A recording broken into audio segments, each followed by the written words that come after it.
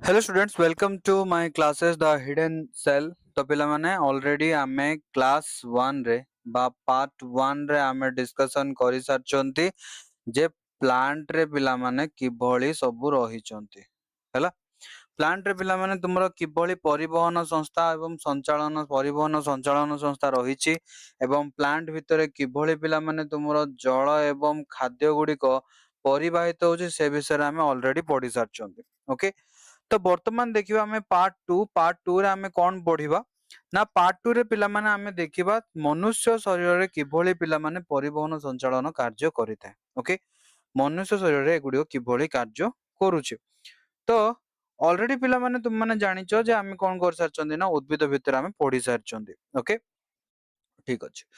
तो वर्तमान देखो पिला माने तुम रहिला पोषण एवं तुम माने भला भाबे जानचो तुमरो कोन अछि ना 11 टी चैप्टर्स टोटल रहिछि। तो 11 टी चैप्टर भितरु आमे पिला माने तुमरो कोन करचंदी ना तृतीय अध्याय जोटा कि रहिछि परिवहन एवं संचालन आमे आरंभ करचंदी। ठीक अछि। तो ए चैप्टर रे पिला माने पार्ट 1 रे आमे पढिले उद्भिद विषय एवं पार्ट 2 रे पिला माने बहुत इंपोर्टेंट जिंस तुमको एटी मने रखिबा को पड़िबो। बहुत कुछ जिंस पिला माने तुमको एटी मने रखिबा को पड़िबो। ओके, पार्ट 2 रे आज रो क्लास रे ऑलरेडी पिला माने आमे कोन करबा ना पार्ट 1 एवं पार्ट 2 रो मध्ये तुमरो क्लास हबो। एम्ति करि के आमे टोटल 11 टा क्लास हम चैप्टर आमे सरेबा बिफोर एग्जाम। तो एथिरे पिला माने तुमरो कोन आसीबो ना कंप्लीटली सिलेबस तुमरो फिनिश हबो। ता सहित पिला माने पॉसिबल एमसीक्यूज आमे कोन करे डिस्कशन करिबा। ता सहित प्रैक्टिस भी आमे करिबा। ओके, तो लाइफ साइंस रो पिला माने टेंशन तुमरो नाही काइना लाइफ साइंस रा आमे कंप्लीटली प्रैक्टिस एठी ही करिबा। क्लियर। तो ए सब जिंस पिला माने तुमको मिली जिवो। ठीक अछि। तो आज पिला माने हमरो स्टार्ट करिबा कोन मनीष शरीर रो परिवहन संस्था। तो पिला माने जेहेतु टिके सिस्टम प्रॉब्लम अछि तो एई पेज तुमको मे भी क्लियर देखा जाय जाऊ न थाई पारे। तो समस्त पिला माने भलो भाबरे सुनो मु कोन कहूची। ठीक अछि, मु कोन कहूची पिला माने ताको तुम भलो भाबरे सुनो एवं या परठू पिला माने सब किछि ऑडियोज वीडियो सब किछि क्लियर अछि। ओके, देखो तो प्रथम पिला माने कोन कहला ना जेमिति पिला माने गोटे उद्भिद जेमिति पिला माने हमें फर्स्ट क्लास रे डिस्कशन कले उद्भिद पिला माने कोन करे ना खाद्य प्रस्तुत करे एवं खाद्य प्रस्तुत करि सारिबा परे खाद्य गुड़िक एवं ता सहित जल पिला माने उद्भिदर शरीरर विभिन्न अंश निकटरे पहुंचे। हाँ कि नहीं, विभिन्न अंश निकट को परिवाहित होता है। ठीक सेमिति गोटे मनुष्य शरीर रे भी गोटे मनीष शरीर रे भी पिला माने कोन हेता ना खाद्य परिवाहित होता है तार विभिन्न अंश पाखु। बुझिला कहीं ना पिला माने आम शरीर रे बा मनुष्य शरीर रे भी विभिन्न अंश रे विभिन्न प्रकार कोष मान रही जो मान कोन खाद्यर आवश्यकता रही से खाद्य को से व्यवहार करिकी कोन करिवे निज पई पिला माने से माने कोन करिवे ना एनर्जी तैयारी करिवे बा शक्ति प्रस्तुत करिवे बा शरीर उपयोगी विभिन्न प्रकार पदार्थ गुडी को प्रस्तुत करिवे विभिन्न प्रकार हार्मोन तैयारी करिवे। तो देखो प्रथमे से कौन कहला ना शरीर मध्य अम्लजान एवं खाद्य सृष्ट पोषक रक्त माध्यम शरीर विभिन्न अंश निकट में पहुंची था क्या माध्यम पहुंचुची ना रक्त माध्यम रक्त पिला माने कौन करुच्ची ना आम शरीर विभिन्न अंश मध्य गति करुच्ची तेणु रक्त पिला माने कौन करिଥାଏ ना आम शरीर विभिन्न अंश निकट में पहुंची था एवं क्या नहीं जाए अम्लजान को नहीं था एवं खाद्य सृष्ट पोषक पदार्थ गुड़ी को लेकिन जाए। ठीक अच्छे, विभिन्न प्रकार हार्मोन यूरिया अम्लजान जल रक्त माध्यम परिवाहित होता है। रक्त माध्यम परिवाहित होके माने कोठी पहुंचती ना आमर शरीर विभिन्न अंश माने पहुंची जाती जो जो अंश मानकर आवश्यकता रही था से भली पिला माने शरीर मध्य रही रक्त प्रवाह निमंते नली। तो चित्र तुम देखी पारथो पिला माने शरीर चारिपाटे केमिति पिला माने जाल भली गोटे नली कौन करिछि ना बिछे होइकी रही। तो ये नली माध्यम देकी पिला माने कौन होता है ना आम शरीर विभिन्न अंश निकट में कौन होता है रक्त प्रवाहित होता है। जेहेतु पिला माने एको कौन करा जाउछि ना ए नली गुडी को रक्त वाहन करिबार बा रक्त गुडी को आम शरीर विभिन्न अंश को वहन करिबार सहाय्य करंती तेणु एमानन कौन कहा जाए ना रक्त वाहिनी बोली कहा जाए। बुझी पारल एवं यार लंब पिला माने केते ना 96,000 रु 1,60,000 किलोमीटर पर्यंत एमानकर लंब होई पारे। एमानकु जदि पिला माने आमे कोन करिबा रक्त वाहिनी नली गुडी को आमे जदि कोन करिबा ना काढिबा काढी के जदि आमे तांको गोटे सीधा लंबा लाइन रे लंबेबा ताहाले केते पर्यंत जिबे ନା 96,000 ରୁ 1,60,000 କିଲୋମିଟର ପର୍ଯ୍ୟନ୍ତ ଏମାନେ ଲମ୍ବି ପାରିବେ। ଜଷ୍ଟ ଇମାଜିନ କର ପିଲାମାନେ, ତାମାନେ ଏମାନେ କେତେ ବଡ ହୋଇଛନ୍ତି, କେମିତି ଆମ ଶରୀର ଭିତରେ ଏଗୁଡିକ ଗୁଡେଇ ହେଇକି ରହିଛନ୍ତି ବା ଶରୀର ଭିତରେ ଜାଲ ବିଛେଇ ହେଲା ଭଳିଆ ବିଛେଇ ହେଇକି ରହିଛନ୍ତି। ତ ପିଲାମାନେ ସାଧାରଣତଃ ଆମ ଶରୀରରେ କଣ ରହିଛି ନା ତିନି ପ୍ରକାରର ରକ୍ତ ବାହିନୀ ଆମେ ଦେଖିବାକୁ ମିଳିଥାଏ। ଗୋଟେ ହଉଛି ପିଲାମାନେ ଧମନୀ, ଦ୍ୱିତୀୟରେ ଶିରା ଏବଂ ତୃତୀୟରେ କଣ ହଉଛି ରକ୍ତ କୈଶିକ। ଏ ତିନି ପ୍ରକାରର ଆମକୁ ସାଧାରଣତଃ ଦେଖିବାକୁ ମିଳିଥାଏ। ତ ଦେଖିପାରୁଥିବ ଯୋଉଟା ପିଲାମାନେ ହୃତ୍ପିଣ୍ଡରୁ ବାହାରି ଥାଏ ତାକୁ ଆମେ କଣ କହିଥାନ୍ତି ନା ଧମନୀ ବୋଲି କହିବା। ଯୋଉଟା ପିଲାମାନେ ହୃତ୍ପିଣ୍ଡ ମଧ୍ୟକୁ ପ୍ରବେଶ କରିଥାଏ ତାକୁ ଆମେ କଣ କହିବା ପିଲାମାନେ ଶିରା ବୋଲି କହିବା। ଏବଂ ଧମନୀ ଏବଂ ଶିରା ମଝିରେ ପିଲାମାନେ କିଏ ରହିଛି ରକ୍ତ କୈଶିକ ରହିଛି। କିଏ ରହିଛି ଧମନୀ ଏବଂ ଶିରା ମଝିରେ କିଏ ରହିଛି ପିଲାମାନେ ନା ରକ୍ତ କୈଶିକ ରହିଛି। ଏ ରକ୍ତ କୈଶିକ ପିଲାମାନେ କଣ କରିଥାଏ ନା ଗୋଟିଏ କୋଷକୁ କଣ କରେ ନା ଚାରିପଟୁ ତାକୁ ଏମିତି ପିଲାମାନେ କଣ କରିଥାଏ ନା ଘେରିକି ରହିଥାଏ। ବୁଝିପାରିଲ, ଏମିତି ସରୁ ସରୁ ଜାଲ ଆକାର ସୃଷ୍ଟି କରିକି କଣ କରିଥାଏ ଗୋଟେ କୋଷକୁ ପିଲାମାନେ ଏମାନେ ଘେରିକି ରହିଥାନ୍ତି। ଏପଟୁ ପିଲାମାନେ ଧମନୀ ଆସିଲା ପହଞ୍ଚିଲା ପରେ ଏଠି ଜାଲ ସଦୃଶ ସୃଷ୍ଟି ହେଇଗଲେ, କୋଷ ଚାରିପଟେ ଗୁଡେଇ ହେଇଗଲେ, ପୁଣି କୋଷରୁ ବାହାରିକି ଶିରାରୁ ପୁଣି ମିଶିକି ପୁଣି କଣ କଲେ ନା ଶିରା ତିଆରି କଲେ ଏବଂ ପୁଣି ହୃତ୍ପିଣ୍ଡ ପାଖକୁ ଚାଲିଗଲେ। ବୁଝିପାରିଲ। ତ ଲମ୍ବ ପିଲାମାନେ କଣ ଇମ୍ପୋର୍ଟାଣ୍ଟ କଣ ରହିଛି ନା ରକ୍ତ ପିଲାମାନେ ଆମ ଶରୀର ଭିତରେ ପରିବହନରେ ସାହାଯ୍ୟ କରିଥାଏ। ଲମ୍ବା ପିଲାମାନେ କେତେ ଅଛି ନା 96,000 ରୁ 1,60,000 କିଲୋମିଟର ପର୍ଯ୍ୟନ୍ତ ଏବଂ ତିନି ପ୍ରକାରର ଆମକୁ ଦେଖିବାକୁ ମିଳିଥାଏ ଧମନୀ, ଶିରା ଏବଂ ରକ୍ତ କୈଶିକ ନଳୀ। ବୁଝିହେଲା। ବର୍ତ୍ତମାନ ପିଲାମାନେ ଦେଖ, ଶରୀର ମଧ୍ୟରେ ରକ୍ତ ସଞ୍ଚାଳନ କରିବା ନିମନ୍ତେ ହୃତ୍ପିଣ୍ଡ ପିଲାମାନେ କଣ କରୁଛି ନା ମୁଖ୍ୟ ଭୂମିକା ଗ୍ରହଣ କରିଥାଏ। ହଁ କି ନାଇଁ? ଯେମିତି ପିଲାମାନେ ଆମ ଘରେ କଣ ରହିଛି ନା ମଟର ରହିଛି। ମଟର ପିଲାମାନେ କଣ କରୁଛି ନା ଆମ ଘରର ଚତୁଃପାର୍ଶ୍ଵରେ ପାଣିକୁ ତଳୁ ନେଇକି ଟାଙ୍କିରେ ପହଞ୍ଚେଇବାକୁ ସାହାଯ୍ୟ କରୁଛି। ତା ସହିତ ପାଣିକୁ ପିଲାମାନେ ଘରର ସମସ୍ତ ଅଂଶରେ ପହଞ୍ଚେଇବା ପାଇଁ ପିଲାମାନେ ଆମକୁ ସାହାଯ୍ୟ କରୁଛି କିଏ?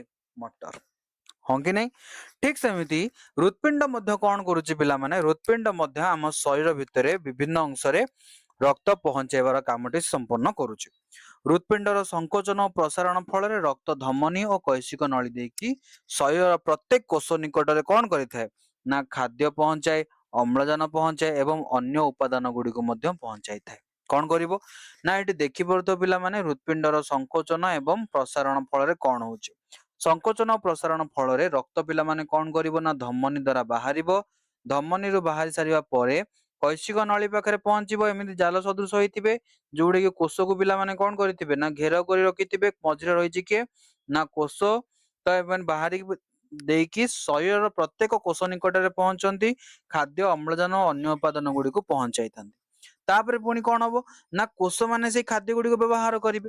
କୋଷ ଗୁଡିକ କଣ କରିବେ ସେ ଖାଦ୍ୟ ଗୁଡିକ ବ୍ୟବହାର କରିବେ। ତ ସେ ଖାଦ୍ୟ ଗୁଡିକ ଏବଂ ଅମ୍ଳଜାନ ଗୁଡିକୁ ବ୍ୟବହାର କରିସାରିବା ପରେ ସେମାନଙ୍କ ପାଖରୁ କଣ ହବ ନା ବିଭିନ୍ନ ପ୍ରକାର ବର୍ଜ୍ୟବସ୍ତୁ ବାହାରିବ।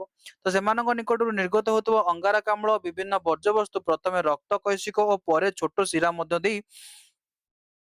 ଦେଇ ଶିରା ଦ୍ଵାରା ହୃତ୍ପିଣ୍ଡ ଆଡକୁ ଆସିଥାଏ। ତ ଏଠି ପିଲାମାନେ କଣ ହବ ନା ଧମନୀ ଦ୍ଵାରା ବାହାରିବ। ଧମନୀ ଦ୍ଵାରା ବାହାରିକି ଆସିଲା ପରେ ସବୁ କଣ ହବ ନା ରକ୍ତ ଯାଇକି କୋଷ ମାନଙ୍କ ନିକଟରେ ପହଞ୍ଚିବ ଏବଂ ରକ୍ତରେ ଥିବା ଅମ୍ଳଜାନ ଏବଂ ଖାଦ୍ୟ ଗୁଡିକ ପିଲାମାନେ କୋଷରେ ବ୍ୟବହୃତ ହେବ। କୋଷରେ ବ୍ୟବହୃତ ହେବା ପରେ କୋଷ କଣ କରିବ ନା ତା ଭିତରେ ଯେତିକି ବି ପିଲାମାନେ ବର୍ଜ୍ୟବସ୍ତୁ ଥିବ ସବୁ ବର୍ଜ୍ୟବସ୍ତୁ କଣ କରିବ ନା ରକ୍ତ କୈଶିକ ନଳୀ ମଧ୍ୟକୁ ପଠେଇଦବ। କୈଶିକ ନଳୀ ପୁଣି କଣ କରିବ ନା ସେଗୁଡିକ ସବୁ ଯାକ ମିଶିଯିବେ। ମିଶି ସାରିଲା ପରେ ପୁଣି କଣ କରିବେ ନା ଏଠି ସେମାନେ ଶିରା ତିଆରି କରିବେ ଏବଂ ଏଇ ଯୋଉ ଶିରାରେ ପ୍ରସ୍ତୁତ ହେଲା ଏଇ ଶିରା ଯାଇକି ପୁଣି କଣ କରିବେ ନା ପୁନର୍ବାର ହୃତ୍ପିଣ୍ଡକୁ ପଳେଇବେ। ବୁଝିପାରିଲ। ଧମନୀରୁ ବାହାରିବେ, ଧମନୀରୁ ବାହାରିକି କୋଷ ମାନଙ୍କ ନିକଟରେ ପହଞ୍ଚିବେ, କୋଷ ମାନଙ୍କ ନିକଟରେ ପହଞ୍ଚି କୋଉଥିରେ ପରିଣତ ହେଇଯିବେ ରକ୍ତ କୈଶିକରେ ପରିଣତ ହେଇଯିବେ ଏବଂ ପରବର୍ତ୍ତୀ ପର୍ଯ୍ୟାୟରେ ପୁଣି ଶିରାରେ ପରିଣତ ହେଇକି ହୃତ୍ପିଣ୍ଡରେ ପହଞ୍ଚି ଯିବେ। ଶିରା ମଧ୍ୟରେ ରହିଛି ଏକ ପତଳା ପରଦା, ଏକ ପରଦା ପରି ଅଂଶ ଯାହାକୁ କପାଟିକା କୁହାଯାଏ। ତ ଏଠି ଦେଖିପାରୁଥିବ ପିଲାମାନେ, ଏଠି କଣ ଦେଖ, ତୁମେ ଏଠି ବି ମାର୍କ କରିପାରିବ ଗୋଟେ ଛୋଟ ପରଦାଟେ ରହିଛି। ହଁ କି ନାଇଁ? ଏଠି ବି ତୁମେ ଦେଖିପାରିବ ଗୋଟେ ଛୋଟ ପରଦା ଭଳିଆ ଅଂଶଟେ ରହିଛି, ଏଠି ବି ରହିଛି। ଏବଂ ଏଠି ପିଲାମାନେ ତୁମେ ଭଲ ଭାବରେ ଦେଖିପାରୁଥିବ ଏଇ ଯୋଉ ଧଳା ଧଳା ଅଂଶ ଗୁଡିକ ରହିଛି କିଭଳି ଖୋଲୁଛି ଏବଂ ବନ୍ଦ ହଉଛି। ହଁ କି ନାଇଁ? ତ ଏଗୁଡିକୁ ପିଲାମାନେ କଣ କୁହାଯାଏ ନା ଗୋଟେ ଗୋଟେ ପରଦା ବୋଲି କୁହାଯାଏ। ଏଇ ପରଦାକୁ ପିଲାମାନେ ଆମେ କଣ କହିଥାନ୍ତି ଯୋଉ ରକ୍ତ ଏଇଭଳି ପରଦା ଗୁଡିକ କଣ ନା ରକ୍ତ ବାହିନୀ ନଳୀ ମଧ୍ୟରେ ବି ରହିଛି। ତ ଏ ଯୋଉ ରକ୍ତ ବାହିନୀ ନଳୀ ଥିବ ଏ ନଳୀ ମଧ୍ୟରେ ବି ରହିଥାଏ। ବୁଝିପାରିଲ? ଏମାନଙ୍କୁ ଆମେ କଣ କହିଥାନ୍ତି ନା କପାଟିକା ବୋଲି କହିଥାନ୍ତି ଏବଂ ଏହା ରକ୍ତକୁ ବିପରୀତ ଦିଗରେ ଗତି କରିବା ପାଇଁ ବାଧା ସୃଷ୍ଟି କରିଥାଏ। ଏମାନେ କେବଳ ଗୋଟିଏ ଦିଗ ହିଁ ଖୋଲିବେ, କେବଳ ଗୋଟିଏ ଦିଗକୁ ହିଁ ଖୋଲିବେ। ଯେହେତୁ ଏମାନେ କେବଳ ଗୋଟିଏ ଦିଗକୁ ଖୋଲନ୍ତି, ତେଣୁ କଣ ହୁଏ ନା ଏମାନେ ସବୁବେଳେ ରକ୍ତ ଥରେ ପ୍ରବେଶ କରିସାରିବା ପରେ ରକ୍ତ ବାହିନୀ ମଧ୍ୟରେ ରକ୍ତ ପଛକୁ ଫେରି ପାରେ ନାହିଁ, କି ରକ୍ତ ପିଲାମାନେ କଣ କରେ ଏଠି ଇଏ କରିପାରେ ନାହିଁ।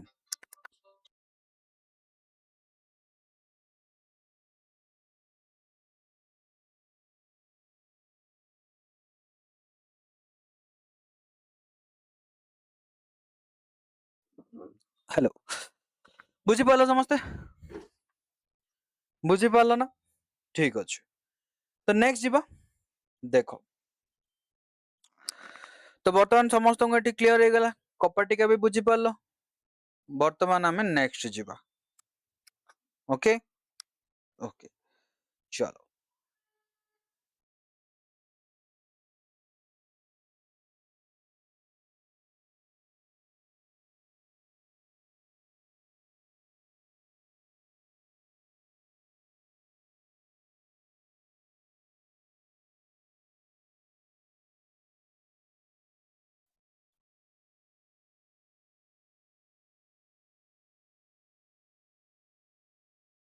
ଓକେ, ଠିକ ଅଛି। ତ ଆଗକୁ ଯିବା ପୂର୍ବରୁ ପିଲାମାନେ ସମସ୍ତଙ୍କୁ ମୁଁ କହି ରଖେ ଯେ ତୁମମାନେ ଅଲରେଡି ମୁଁ କଣ ଜାଣିଛ ପିଲାମାନେ, ଯେମିତି କି କମ୍ପ୍ଲିଟଲି ବାୟୋଲୋଜି ପାଇଁ ପିଲାମାନେ ଡେଡିକେଟେଡ ଏ ଚ୍ୟାନେଲଟି ଖୋଲାଯାଇଛି ଏବଂ ତୁମକୁ ଯୋଉ ହିସାବରେ ମୁଁ କହିଛି ପିଲାମାନେ ସେଇ ହିସାବରେ ସବୁ ଜିନିଷ ତୁମକୁ ପ୍ରୋଭାଇଡ ମଧ୍ୟ କରାଯିବ। ତ ସମସ୍ତେ ପିଲାମାନେ ଚ୍ୟାନେଲକୁ ଟିକେ ସବସ୍କ୍ରାଇବ କରିବା ସହିତ ସମସ୍ତେ ଟିକେ ସେୟାର ମଧ୍ୟ କରିନେବେ। ଓକେ, ସୋ ଯିବା ପିଲାମାନେ, ପ୍ରଥମେ ଦେଖିବା ହୃତପିଣ୍ଡ ବିଷୟରେ ଆମେ ଆଲୋଚନା କରିବା। ଓକେ, ତ ବକ୍ଷ ଗହ୍ୱର ମଧ୍ୟସ୍ଥଳରେ ଦୁଇ ଫୁସଫୁସ ମଝିରେ ଓ ମଧ୍ୟ ଛଦାର ଉପରେ ସାମାନ୍ୟ ବାମକୁ ରହିଛି। କୋଉଠି ରହିଛି ନା ଏହା ହଉଛି ପିଲାମାନେ କଣ, ଯଦି ଆମେ ଦେଖିବା ଏହା ହଉଛି ଆମର କଣ, ଏଠି ପିଲାମାନେ ଆମର ରହିଲା ବେକ, କି ନାଇଁ, ଏଇଟା ରହିଲା ଆମର ବେକ। ବେକ ତଳକୁ ଆମର ଏଠି କଣ ରହିବ, ଏଇଟା ହାତ। ଏଇଠି ଆମର ହଉଛି କଣ ପିଲାମାନେ, ଏଇଟା ହଉଛି ଆମର ବକ୍ଷ ଗହ୍ୱର, ଯୋଉଠି କି ଆମର ପିଲାମାନେ କଣ ଅଛି ନା ଲଙ୍ଗସ ରହିଛି ବା ଫୁସଫୁସ ରହିଛି। ମଝି ଭାଗରେ ଅଛି, ଦୁଇ ଫୁସଫୁସ ମଝିରେ ଅଛି, ମଧ୍ୟ ଛଦାର ଉପରେ ସାମାନ୍ୟ ବାମକୁ ରହିଛି। ବୁଝିପାରିଲ? ତ ଏଠି ପିଲାମାନେ କଣ ମଝିରେ ଅଛି, ମଝିରେ ତ ନାହିଁ, ସାମାନ୍ୟ ବାମ ପଟକୁ ରହିଛି। ବୁଝିହେଲା? ଏବଂ ଏପଟେ ଗୋଟେ ଫୁସଫୁସ, ଏପଟେ ଗୋଟେ ଫୁସଫୁସ। କ୍ଲିୟର? ଦେଖ, ଲମ୍ବା କେତେ 12 ସେଣ୍ଟିମିଟର, ଓସାର ପ୍ରାୟ 9 ସେଣ୍ଟିମିଟର ଓ ଓଜନ କେତେ ପିଲାମାନେ 250 ରୁ 300 ଗ୍ରାମ। ରଙ୍ଗ ହଉଛି କଣ ପିଲାମାନେ ମାଟିଆ ଲାଲ। ଏଟାକୁ ବହୁତ ଇମ୍ପୋର୍ଟାଣ୍ଟ ମନେ ରଖିଥିବ।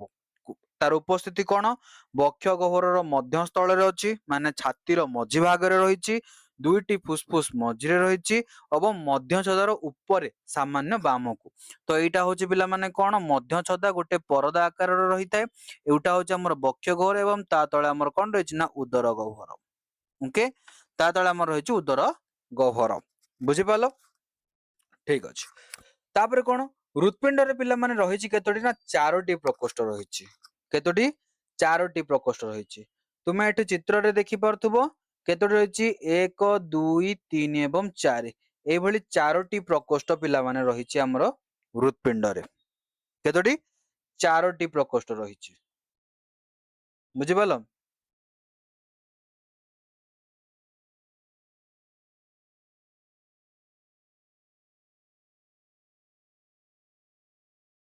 କେତେଟା ରହିଛି ପିଲାମାନେ? 4ଟି ପ୍ରକୋଷ୍ଠ ରହିଛି।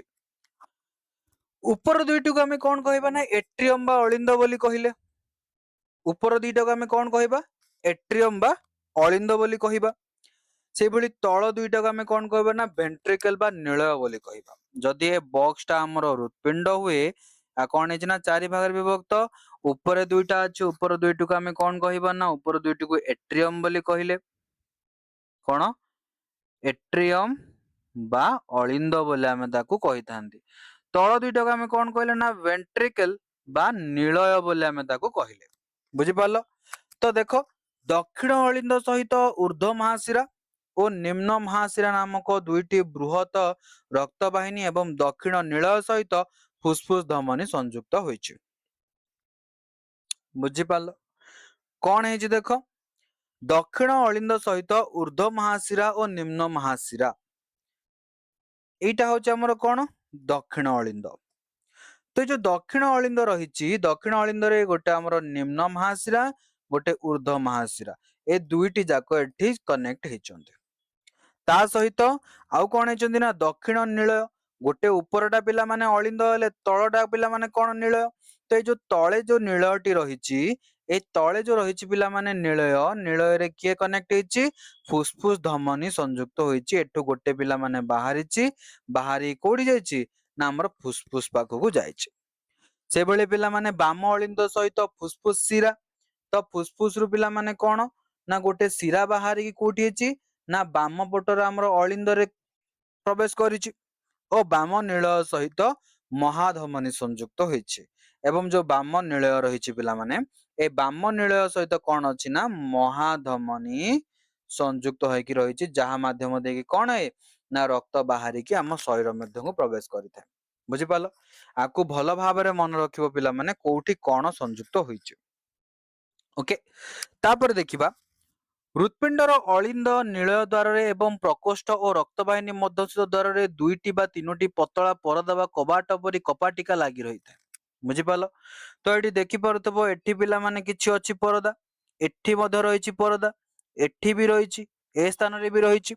तो ए सब स्थान रे पिला माने कोन अछि ना कबाट भलिया छोट छोट पतला परदा कोठी दुईटी बा तीनोटी रहिछि। बुझियला जहा को पिला माने कोन कहा जाय ना कपाटिका बोली कहा जाय एवं कपाटिकार प्रत्येक परदा को पाखुड़ा बोली कहा जाय। बुझिपाल प्रत्येक परदा को कोन कहा जाय पाखुड़ा बोली कहा जाय। दक्षिण अलिंद और दक्षिण नीलय द्वार तीन पाखुड़ा विशिष्ट कपाटिका रही। बुझिपाल तीन पाखुड़ा विशिष्ट कपाटिका कोठी कोठी अछि दक्षिण अलिंद एवं दक्षिण नीलय द्वार तीन पाखुड़ा विशिष्ट कपाटिका बाम अलिंद एवं बाम नीलय पाखरे दुई पाखुड़ा विशिष्ट कपाटिका। बुझिपाल ता सहित एवं नीलय और रक्तवाहिनी मध्य स्थित कपाटिका को अर्धचंद्राकृति विशिष्ट कपाटिका बोली कहा जाए। अर्धचंद्राकृति विशिष्ट कपाटिका बोली कहा कहा जीवो नीलय एवं रक्तवाहिनी मध्य रे जोडा रहिछि। बुझियला ता सहित बाम अलिंद बाम नीलय भितरे दुई पाखुड़ा विशिष्ट कपाटिका दक्षिण अलिंद और दक्षिण नीलय भितरे तीन पाखुड़ा विशिष्ट कपाटिका। बुझिपाल मेन जिनस पिला माने एतिकी पॉइंट समस्तंगर जेमिति मने रहिथिबो। बुझियला या सहित पिला माने एतिकी मने रखिबो हृत्पिंड विषय रे ता सहित आउ कोन मने रखिबो ना आमे जेतिकी पॉइंट एबे वर्तमान सब डिस्कशन करिबा। अलिंद और नीलय मध्यस्थित कपाटिका नीलय आडकू एवं नीलय और रक्तवाहिनी मध्यस्थित कपाटिका रक्तवाहिनी आडकू खोली पारे कोडा खोलिबो अलिंद और नीलय। तो एठी जो पिला माने तीर चिन्ह देखुछ ना व्हाइट कलर तीर चिन्ह माने रक्त एई दिगरे गति करूछि तेणु कपाटिया गुडे कोबडू खोलिबो नीलय आडकू खोलिबो अलिंद एवं नीलय भितर जो कपाटिका अछि ते कपाटिया का आडू खोलिबो ना नीलय आडू खोलिबो। नीलय एवं रक्तवाहिनी आडू जोटा अछि से माने कोठी खोलिबे एडा रक्तवाहिनी गोटे हां कि नहीं एवं एटा कोन नीलय नीलय रु रक्तवाहिनी को गला आडू कपाटिकाटी कोठी खोलिबो ना रक्तवाहिनी आडू खोलिबे। बुझी पाल तेणु कौन होती ना रक्त केवल गोटे दिगरे प्रवाहित होता है जेहेतु पिला माने कौन कपाटिया गुड़े केवल गोटे दिग को ही खोली था तेणु एम कौन ना केवल रक्त केवल गोटे दिग को ही खोली था। तो भल भाव मन रख अलिंद और नीलय रु कौन हम ना नीलय आड़ को कपाटिका खोली थाए एवं नीलय और रक्तवाहिनी मध्य केवल कुआडे खोल ना रक्तवाहिनी आड़ को कपाटिकाटी खोल। हृत्पिंडर चारोटी प्रकोष्ठ मध्य बाम नीलय अधिक दक्ष कहीं पिला माने और यार प्राचीर अधिक मोटा कारण बाम पट नीलयर संकोचन हेले अम्लजान युक्त रक्त कौन करिताए आम शरीर महाधमनी देई शरीर विभिन्न अंग को जाइए। बुझिपाल जेहेतु बाम पट नीलयटी कौन करुच्ची ना आम शरीर प्रत्येक अंश को रक्त पहुंचेबार साहाय्य करुच्ची तेणु ताहा अधिक दक्ष अधिक मोटा होइथाए। ବୁଝିପାରିଲ ଡାହାଣ ପଟ ନିଳୟର ସଂକୋଚନ ଫଳରେ ଅମ୍ଳଜାନ ବିହୀନ ରକ୍ତ କୋଉଠିକି ଯିବ ଫୁସଫୁସ ଧମନୀ ହୋଇ ଫୁସଫୁସ କୁ ଚାଲି ଯାଇଥାଏ ତ ଗୋଟେ ଜିନିଷ ମନେ ରଖିବ ପିଲାମାନେ କଣ ନା ହୃତ୍ପିଣ୍ଡରୁ ଯେଉଁଠି ବାହାରେ ଯାହା ମାଧ୍ୟମ ଦେଇକି ବା ଯୋଉ ନଳୀ ମାଧ୍ୟମ ଦେଇକି ରକ୍ତ ବାହାରେ ତାକୁ ପିଲାମାନେ ଧମନୀ କୁହାଯାଏ ଏବଂ ଯୋଉ ରକ୍ତ ମଧ୍ୟ ଯୋଉ ନଳୀ ମଧ୍ୟ ଦେଇକି ରକ୍ତ ଫୁସଫୁସ ଭିତରକୁ ଯାଏ ତାକୁ ପିଲାମାନେ ଆମେ କଣ କହିଥାନ୍ତି ନା ଶିରା ବୋଲି କହିଥାନ୍ତି ବୁଝିପାରିଲ ତ ଡାହାଣ ପଟ ନିଳୟ ସଂକୋଚନ ଫଳରେ ଅମ୍ଳଜାନ ବିହୀନ ରକ୍ତ ପିଲାମାନେ ଫୁସଫୁସ ନିକଟରେ ପହଞ୍ଚେ ଏବଂ ବାମ ପଟ ନିଳୟର ସଂକୋଚନ ଫଳରେ ଧମନୀ ମଧ୍ୟ ଦେଇକି ରକ୍ତ ପିଲାମାନେ କୁଆଡେ ଯାଏ ନା ଶରୀରର ବିଭିନ୍ନ ଅଂଶ ନିକଟରେ ପହଞ୍ଚିଥାଏ ବୁଝିହେଲା ଠିକ ଅଛି ଦେଖ ହୃତ୍ପିଣ୍ଡର ପେଶୀ ଗୁଡିକ ପିଲାମାନେ କଣ କରନ୍ତି ହୃତ୍ପିଣ୍ଡର ପେଶୀ ଗୁଡିକ ଅନ୍ୟ ପେଶୀ ମାନଙ୍କ ଠାରୁ ଭିନ୍ନ କାହିଁକି କାରଣ ପେଶୀ ଗୁଡିକ ଜନ୍ମରୁ ମୃତ୍ୟୁ ପର୍ଯ୍ୟନ୍ତ ଅନବରତ ସଂକୋଚନ ଏବଂ ଶୀତଳନ ହୋଇଥାନ୍ତି ହଁ କି ନାଇଁ ଏମାନେ କଣ ରହିଯାଆନ୍ତି କି ପିଲାମାନେ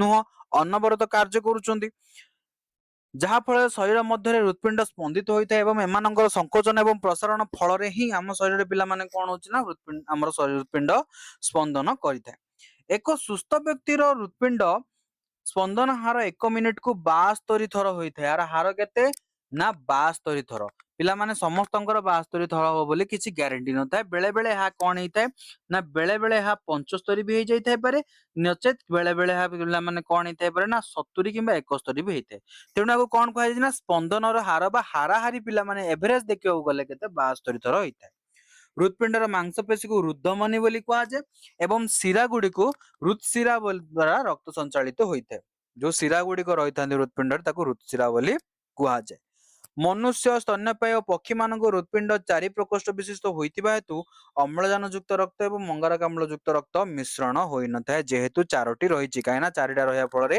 ଅମ୍ଳଜାନ ଯୁକ୍ତ ରକ୍ତ ଅଲଗା ଅଙ୍ଗାରକାମ୍ଳ ଯୁକ୍ତ ରକ୍ତ ଅଲଗା ଗତି କରିଥାଏ ହୃତ୍ପିଣ୍ଡର ବାମ ପଟେ ଅଳିନ୍ଦ ଓ ନିଳୟ ମଧ୍ୟ ଦେଇ ଅମ୍ଳଜାନ ଯୁକ୍ତ ରକ୍ତ ଏବଂ ଦକ୍ଷିଣ ପଟ ଅଳିନ୍ଦ ଏବଂ ନୀଳ ଦେଇ ଅମ୍ଳଜାନ ବିହୀନ ରକ୍ତ ପ୍ରବାହିତ ହୋଇଥାଏ ଭଲ ଭାବରେ ଏଟାକୁ ମନେ ରଖିବ କଣ ନା ବାମ ପଟେ ଅଳିନ୍ଦ ଏବଂ ନୀଳ ମଧ୍ୟ ଦେଇ କଣ ଅମ୍ଳଜାନ ଯୁକ୍ତ ରକ୍ତ ପ୍ରବାହିତ ହୋଇଥାଏ ଏବଂ ଦକ୍ଷିଣ ପଟର ଅଳିନ୍ଦ ଏବଂ ନୀଳ ମଧ୍ୟ ଦେଇ କଣ କରିଥାଏ ନା ଅମ୍ଳଜାନ ବିହୀନ ରକ୍ତ ପ୍ରବାହିତ ହୋଇଥାଏ ଶରୀରର କୌଣସି ଅଙ୍ଗକୁ କୌଣସି ଅଙ୍ଗଠାରେ ରକ୍ତ ପହଞ୍ଚିବା ବେଳକୁ ତାହା 2 ଥର ହୃତ୍ପିଣ୍ଡ ମଧ୍ୟ ପ୍ରବେଶ କରୁଛି ହଁ କି ନାଇଁ ତ ଶରୀର ପିଲାମାନେ ଶରୀରରୁ ରକ୍ତ ଗଲା ହୃତ୍ପିଣ୍ଡର ଡାହାଣ ପଟେ ପଶିଲା ପୁଣି ଡାହାଣ ପଟୁ ବାହାରିକି କୁଆଡେ ଗଲା ଡାହାଣ ପଟୁ ବାହାରିକି ପୁଣି ଗଲା କୋଉଠି ଲଙ୍ଗସ କୁ ଗଲା ଲଙ୍ଗସ ବା ଫୁସଫୁସ କୁ ଗଲା ଫୁସଫୁସ ରୁ ଆସିଲା ପୁଣି ପିଲାମାନେ କୋଉଠି ପଶିଲା ବାମ ପଟେ ପଶିବା ପରେ ପୁଣି ହୃତ୍ପିଣ୍ଡରୁ ବାହାରିକି ଆମ ଶରୀର ଭିତରକୁ ଗଲା ମାନେ ଶରୀର ଭିତରେ ଥରେ ପିଲାମାନେ କଣ ନା ପ୍ରବେଶ କରିବାକୁ କଣ କରିଥାନ୍ତି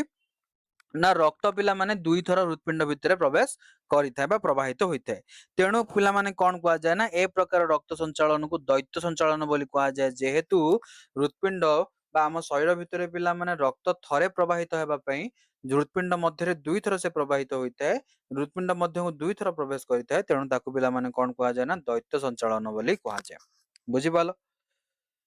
ବୁଝିପାରିଲ ପିଲାମାନେ ତ ଆଜିର କ୍ଲାସ ପିଲାମାନେ ଏତିକି ହିଁ ଥିଲା ଆଇ ହୋପ ସମସ୍ତଙ୍କୁ କ୍ଲାସ ଟି ଭଲ ଲାଗିଥିବ ଏବଂ ସମସ୍ତେ ବୁଝିପାରିଥିବ ମଧ୍ୟ ଓକେ ତ ଦେଖା ହବ ପୁଣି ନେକ୍ସଟ କ୍ଲାସ ରେ ପିଲାମାନେ ଆଉ କିଛି ନୂଆ କନସେପ୍ଟ କୁ ନେଇକି यार पार्ट 3 आम डिस्कशन करवा जदि पे क्लास टी भल लगी निश्चित रूप से समस्त चैनल को सब्सक्राइब करने सहित समस्त पे चैनल टी को शेयर करनेब ओके बहुत जल्दी पे आम कौन करवा ना आम सबकि चैप्टर सरेबा एवं सबकि को आम डिस्कशन करवा बहुत प्रॉपर्ली वे ओके तो रही पे देखा पुणी नेक्स्ट क्लास रे से पर्यंत समस्त ऑल द बेस्ट पे good night all of you all the best पे ऑल द बेस्ट।